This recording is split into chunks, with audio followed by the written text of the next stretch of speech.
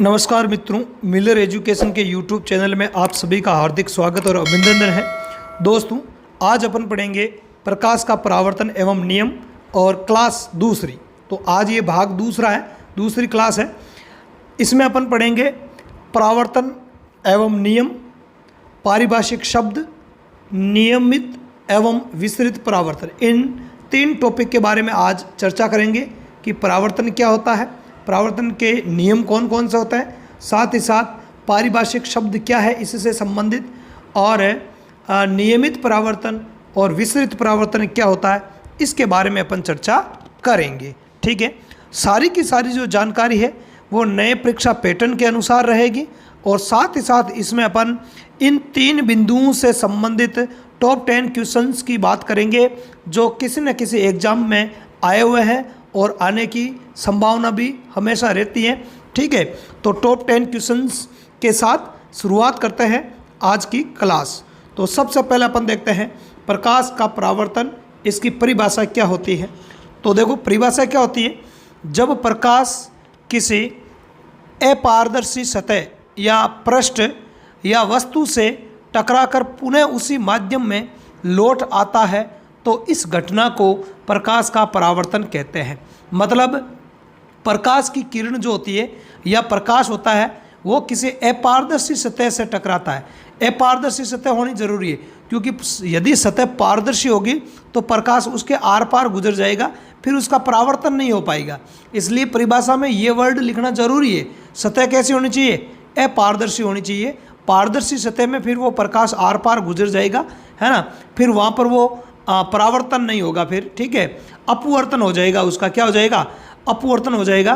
तो अपारदर्शी सतह या कोई अपारदर्शी पृष्ठ है या कोई अपारदर्शी वस्तु है, उससे टकराकर पुनः उसी माध्यम में लौट जाता है या लौट आता है, तो ये जो घटना है वो क्या कहलाती है? प्रकाश का परावर्तन कहलाती है। क्या कहलाती है? प्रकाश का परावर्तन कहलाती है। आगे बात समझ में? ठीक है, मतलब प्रकाश की जो किरणें होती हैं जिस वस्तु या सतह से टकराएगी, टकराकर पुनः उसी माध्यम में लौट जाएगी, तो यही घटना कहलाती है परावर्तन। क्या होता है? परावर्तन। जैसे मान लिया कि कोई गेंद होती है और अपन उस गेंद को धीरे से दीवार की तरफ फेंकते हैं, तो जो गेंद होती है वो दीवार से टकराकर पुनः वापस उसी दिशा में आ जाती है, तो उसी घटना को अपन बोलते हैं परावर्तन। ऐसे ही प्रकाश भी क्या करता है? अपारदर्शी वस्तु, सतह या पृष्ठ से टकराकर पुनः उसी माध्यम में, मतलब जिस माध्यम से वो आया है उसी माध्यम में वापस लौट जाता है। यही घटना कहलाती है प्रकाश का परावर्तन। अब अपन बात करें, एक नोट की चर्चा करते हैं। नोट क्या है? पारदर्शी वस्तु द्वारा प्रकाश का परावर्तन नहीं होता है क्योंकि प्रकाश उसके आर पार गुजर जाता है। आगे बात समझ, ध्यान रखना है, हमेशा जो परावर्तन है वो अपारदर्शी वस्तु के द्वारा ही होगा। पारदर्शी वस्तुएं प्रकाश का परावर्तन नहीं करती है क्योंकि उनके अंदर से प्रकाश है वो आर पार गुजर जाता है। आगे बात समझ में? ये तो थी परिभाषा। अब बात करें अपन प्रकाश के परावर्तन के नियमों की बात करें तो प्रकाश के परावर्तन के नियम होते हैं दो। कितने नियम होते हैं? दो नियम होते हैं। पहला नियम क्या है? पहला नियम यह है कि आपतन कोण परावर्तन कोण के बराबर होता है, अर्थात कोण आई बराबर कोण आर होता है। मतलब आपतन कोण, परावर्तन कोण और ये जो दोनों कोण है वो आपस में क्या रहता है? बराबर रहते हैं। दूसरा नियम है आपतित प्रकाश किरण, परावर्तित प्रकाश किरण एवं अभिलंब तीनों एक ही तल में स्थित होते हैं। तीनों का तल क्या होता है? एक ही तल में स्थित होता है। जैसे अपन इस डायग्राम में बात करते हैं तो इस डायग्राम में देखो, एक ये ए बी परावर्तक पृष्ठ है, ठीक है, अपारदर्शी सतह या परावर्तक पृष्ठ है।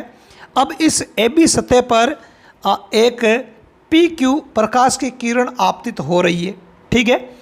अब ये पी क्यू प्रकाश की किरण आपतित है, यहाँ से ये परावर्तित होती है और क्यू आर के रूप में ये निकल जाती है, परावर्तित हो जाती है, ठीक है। तो परावर्तक पृष्ठ से परावर्तित होने वाली प्रकाश की किरण क्या कहलाती है? परावर्तित प्रकाश किरण।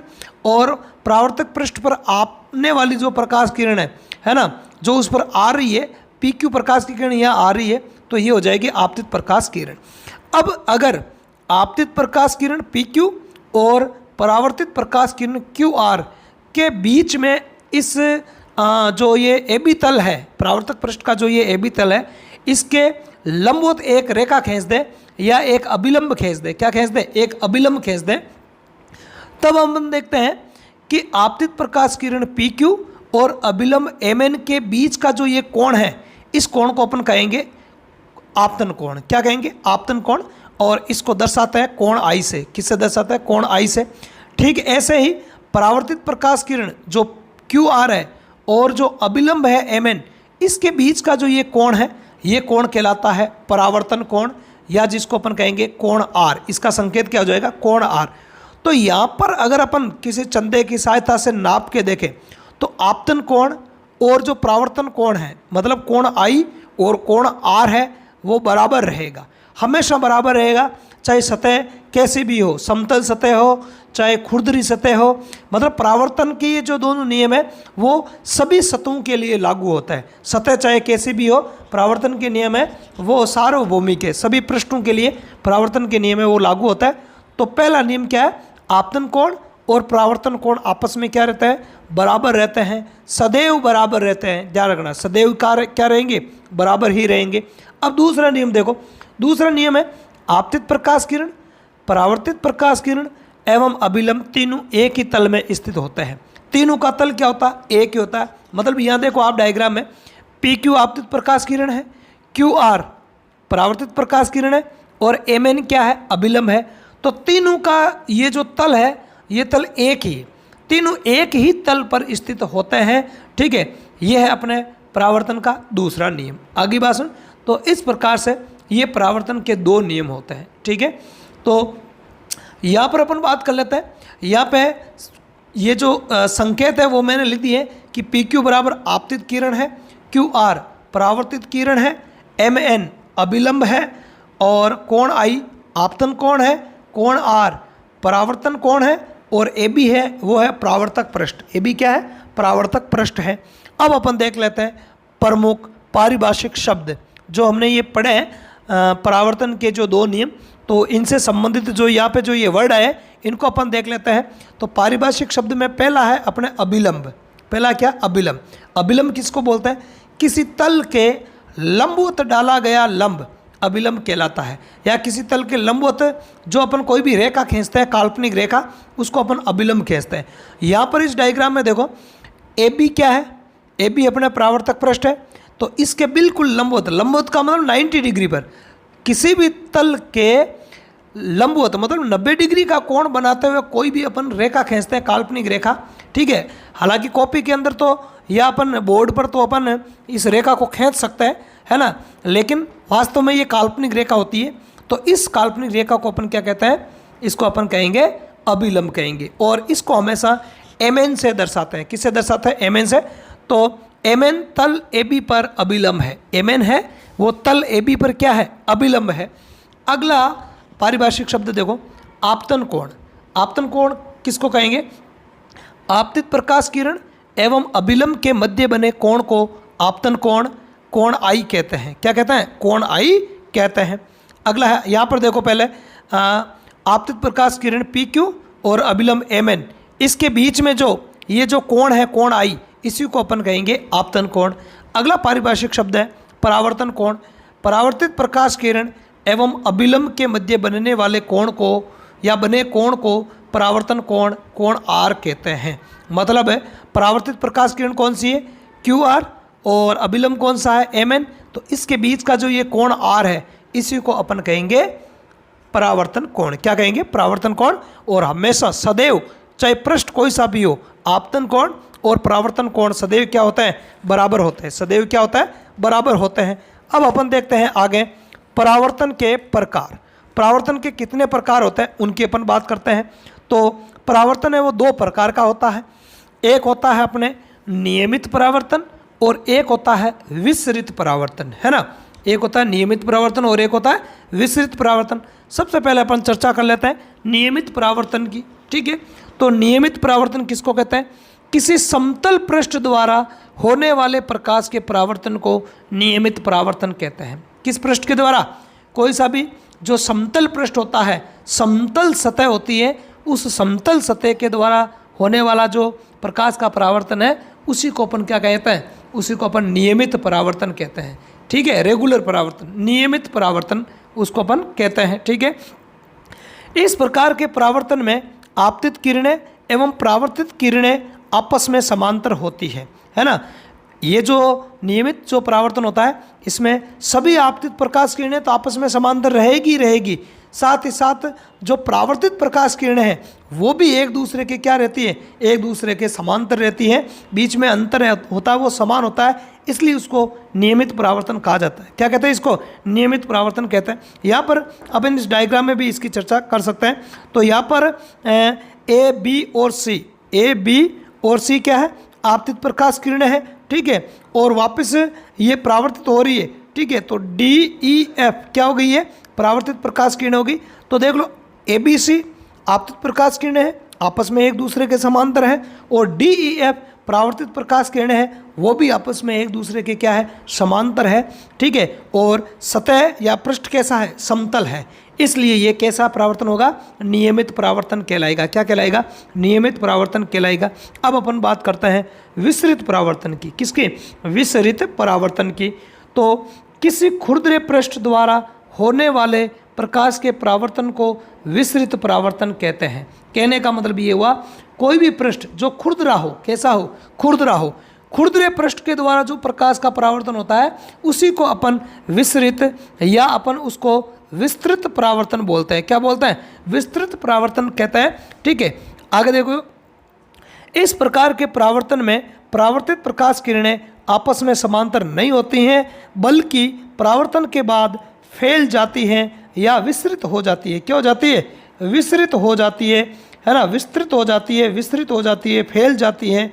ठीक है, यही कहलाता है अपना विस्तृत परावर्तन। भले ही इसमें देख लो डायग्राम में अपन बात करें तो यहाँ पे भले ही ए बी सी तीन आपतित प्रकाश किरणें जो एक दूसरे के समांतर है, लेकिन परावर्तन के पश्चात जो परावर्तित प्रकाश किरणें हैं, है ना, जो परावर्तित प्रकाश किरणें हैं डी ई एफ, जो परावर्तित प्रकाश किरणें हैं वो एक दूसरे के समांतर नहीं है, वो एक दूसरे के समांतर नहीं है, इसलिए इसको विस्तृत या विस्तृत का मतलब फैलने वाला।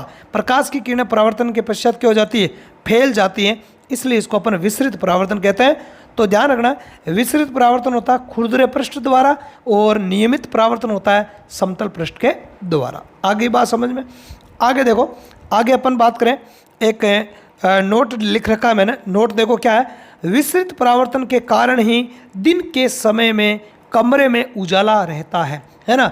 दिन के समय में कमरे में उजाला रहने का कारण क्या है? भाई मान लिया कि अंदर तक रूम है घर के अंदर, पर उसमें भी दिन में उजाला रहता है। डायरेक्ट तो उसमें सूर्य का प्रकाश आता नहीं, क्योंकि सूर्य का प्रकाश है वो सरल रेखा में गमन करता है।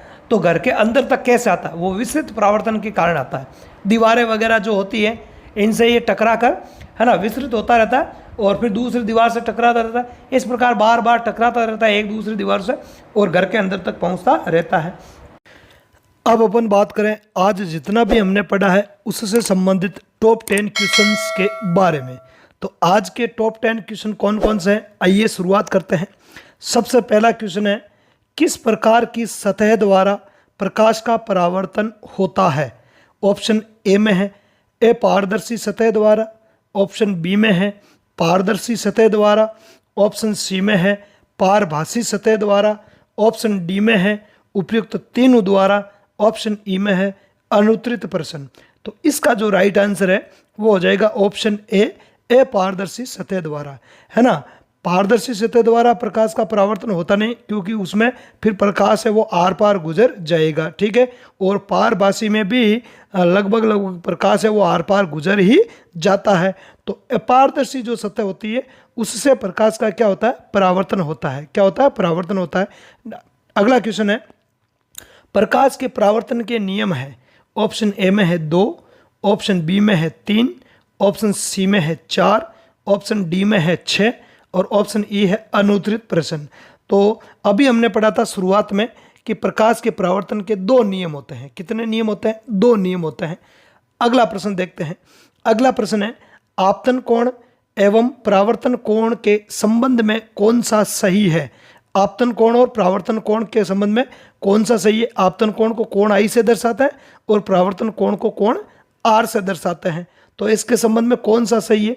ऑप्शन ए है कोण आई इज ग्रेटर देन कोण आर, मतलब कोण आई अर्थात आपतन कोण परावर्तन कोण से अधिक होता है।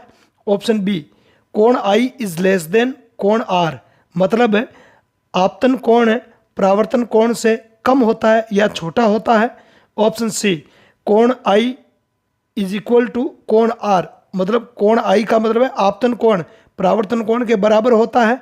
और ऑप्शन डी में है कोण आई डज नॉट इक्वल कोण आर, मतलब आपतन कोण और परावर्तन कोण बराबर नहीं होते हैं। और ऑप्शन ई में है अनुत्तरित प्रश्न। तो इसका जो राइट आंसर हो जाएगा वो हो जाएगा ऑप्शन सी कोण आई बराबर कोण आर, मतलब कोण आई आपतन कोण परावर्तन कोण के सदैव क्या होता है? बराबर होता है। अगला प्रश्न देखते हैं। अगला है दिए गए परावर्तन संबंधी चित्र में कौन सा कथन सही नहीं है? मतलब यहाँ पे एक डायग्राम दिया गया है, इस डायग्राम के अकॉर्डिंग कौन सा है वो सही नहीं है। ऑप्शन ए में पी क्यू आपतित प्रकाश किरण, ऑप्शन बी में है क्यू आर परावर्तित प्रकाश किरण, ऑप्शन सी में है एम एन परावर्तक पृष्ठ, ऑप्शन डी में है एम एन अभिलंब और ऑप्शन ई में है अनुत्तरित प्रश्न। तो देखो इस डायग्राम में पी क्यू क्या होती है? आपतित प्रकाश किरण होती है, ये हमने अभी पहले पढ़ा भी है। क्यू आर क्या है? परावर्तित प्रकाश किरण है। तो ऑप्शन ए और ऑप्शन बी दोनों सही है। ऑप्शन सी में है एम एन परावर्तक पृष्ठ, नहीं एम एन परावर्तक पृष्ठ नहीं होता है, एम एन क्या है? अभिलंब है। इसलिए कौन सा कथन है वो सही नहीं है। तो इसमें हो जाएगा अपने ऑप्शन सी एम एन परावर्तक पृष्ठ, है ना। एम एन परावर्तक पृष्ठ नहीं होता है बल्कि एम एन अभिलंब है। अगला 5वां क्वेश्चन है निम्नलिखित कथनों को ध्यानपूर्वक पढ़कर सही विकल्प चुनिए। यहाँ पर 2 कथन दे रखा है, इन दोनों ही कथनों को बड़े सावधानी पूर्वक अपने को पढ़ना है और इनमें से कौन सा सही विकल्प है उस विकल्प का चयन करना है अपने को। कथन ए है या कथन फर्स्ट? कथन फर्स्ट है समतल पृष्ठ द्वारा होने वाले परावर्तन को नियमित परावर्तन कहते हैं। और कथन 2 है इसमें आपतित प्रकाश किरणें तथा परावर्तित प्रकाश किरणें आपस में समांतर होती है।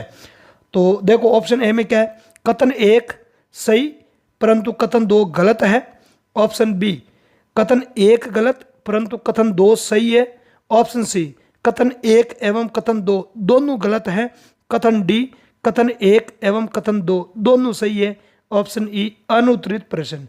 तो ये जो दोनों स्टेटमेंट है वो अपने नियमित परावर्तन के संबंध में दिए गए और हमने वहाँ पर पढ़ा था कि समतल दर्पण द्वारा या समतल पृष्ठ द्वारा जो होने वाला परावर्तन है उसको अपन नियमित परावर्तन कहते हैं। और इसमें आपतित प्रकाश किरणें और परावर्तित प्रकाश किरणें आपस में क्या होती है? समांतर होती है। क्या होती है? समांतर होती हैं। इसलिए दोनों ही कथन है वो सत्य है, सही है। इसलिए इसका जो राइट आंसर है वो हो जाएगा ऑप्शन डी कथन 1 एवं कथन 2 दोनों सही है। अगला क्वेश्चन है दिन के समय घर के भीतर उजाला रहने का प्रमुख कारण क्या है? मतलब इस प्रश्न का मतलब है कि भाई दिन के समय घर में डायरेक्ट तो लाइट आती नहीं या डायरेक्ट सूर्य का प्रकाश तो आता नहीं है ना, फिर भी भले अपन खिड़की दरवाजे बंद कर दो, है ना, खिड़की से प्रकाश आ रहा है तो बंद कर दो, खिड़की दरवाजा बंद कर देते हैं तो भी घर के अंदर उजाला रहता ही रहता दिन के समय में, है ना। उसका कारण क्या है? ऑप्शन ए देखो क्या है? नियमित परावर्तन, ऑप्शन बी विसरित परावर्तन, ऑप्शन सी अपवर्तन, ऑप्शन डी पूर्ण आंतरिक परावर्तन, ऑप्शन ई अनुत्तरित प्रश्न। तो इसका कारण मैंने जब हमने नियमित और विस्तृत परावर्तन पढ़ा था तो एक नोट के रूप में आपको बताया था कि दिन के समय में घर के भीतर उजाला रहने का कारण विस्तृत परावर्तन होता है ना, प्रकाश का विस्तृत परावर्तन होता है, उसके कारण ये होता है। तो इसका राइट आंसर हो जाएगा ऑप्शन बी। अगला प्रश्न है निम्न में से कौन सा एक परावर्तन का प्रकार नहीं है? मतलब परावर्तन का कौन सा एक प्रकार है नहीं है? ऑप्शन ए नियमित परावर्तन, ऑप्शन बी विस्तृत परावर्तन, ऑप्शन सी पूर्ण आंतरिक परावर्तन, ऑप्शन डी विस्तृत परावर्तन और ऑप्शन ई है अनुत्तरित प्रश्न। ठीक है, तो मुख्यतः जो परावर्तन है उसके कितने प्रकार होते हैं? 2 प्रकार मैंने आपको बताया था, नियमित परावर्तन और विस्तृत परावर्तन। ठीक है, तो ये दोनों है होता है। और विस्तृत परावर्तन को अपन विस्तृत परावर्तन बोलते हैं ना, विस्तृत जो परावर्तन होता है उसी को अपन विस्तृत परावर्तन बोलते हैं। तो इसका जो राइट आंसर है वो पूर्ण आंतरिक परावर्तन हो जाएगा, है ना। पूर्ण आंतरिक परावर्तन वैसे है परावर्तन ही एक प्रकार का, लेकिन ये एक अलग प्रकार की घटना होती है ना। आगे बात सुन, परावर्तन मुख्यतः दो ही प्रकार का होता है ना, नियमित और विस्तृत परावर्तन ही होता है। पूर्ण आंतरिक परावर्तन एक अलग प्रकार की घटना होती है। तो इसका जो राइट आंसर है वो हो जाएगा ऑप्शन सी। अगला प्रश्न है, प्रकाश के परावर्तन के नियमानुसार आपतित प्रकाश किरण, परावर्तित प्रकाश किरण एवं अभिलंब तीनों खाली जगह दे रखी है में स्थित होते हैं। ऑप्शन ए 3 तलों में, ऑप्शन बी 2 तलों में, ऑप्शन सी एक ही तल में, ऑप्शन डी किसी भी तल में नहीं, ऑप्शन किसी भी तल में, ऑप्शन ई है अनुत्तरित प्रश्न। तो परावर्तन के जो 2 नियम हमने पढ़े थे, एक नियम में ये हमने पढ़ा कि आपतन कोण और परावर्तन कोण आपस में क्या होता है, बराबर होता है। और एक नियम हमने पढ़ा था कि आपतित प्रकाश किरण, परावर्तित प्रकाश किरण और अभिलंब तीनों एक ही तल में स्थित होते हैं। तीनों का तल क्या होता है, एक ही होता है। ये हमने पढ़ा था, आप वीडियो में बैक जाके वापस देख सकते हो। तो तीनों एक ही तल में स्थित होते हैं, इसलिए इसका जो राइट आंसर है वो हो जाएगा ऑप्शन सी, एक ही तल में। अगला 9वां क्वेश्चन है, 9th क्वेश्चन है, खुरदरे या असमतल पृष्ठ द्वारा होने वाले परावर्तन को क्या कहते हैं। ऑप्शन ए पूर्ण आंतरिक परावर्तन, ऑप्शन बी नियमित परावर्तन, ऑप्शन सी विस्तृत परावर्तन, ऑप्शन डी अपूर्ण परावर्तन, ऑप्शन ई में है आपके अनुत्तरित प्रश्न। तो खुरदरे या असमतल पृष्ठ के द्वारा होने वाले परावर्तन को क्या कहता है, विस्तृत परावर्तन। क्या कहता है, विस्तृत परावर्तन। अगला और आज का अंतिम क्वेश्चन है, पारदर्शी वस्तु द्वारा प्रकाश का परावर्तन ऑप्शन ए सदैव होता है, ऑप्शन बी नहीं होता है, ऑप्शन सी कभी कभी होता है, ऑप्शन डी कुछ नहीं कह सकते हैं, ऑप्शन ई अनुत्तरित प्रश्न। तो पारदर्शी वस्तु द्वारा प्रकाश का परावर्तन नहीं होता है, इसलिए इसका राइट आंसर है वो हो जाएगा ऑप्शन बी। क्योंकि अपारदर्शी वस्तुएं है वो अपने ऊपर पड़ने वाले प्रकाश का क्या करती है, परावर्तन करती है। पारदर्शी वस्तु के प्रकाश आर पार गुजर जाता है, इसलिए उसके द्वारा प्रकाश का परावर्तन नहीं होता है। तो आज की क्लास में इतना ही। क्लास यदि आपको अच्छी लगी है तो अपने दोस्तों में ज़्यादा से ज़्यादा इसको शेयर करना है। चैनल पर आप नए हो तो चैनल को लाइक और सब्सक्राइब जरूर करना है। धन्यवाद। जय हिंद।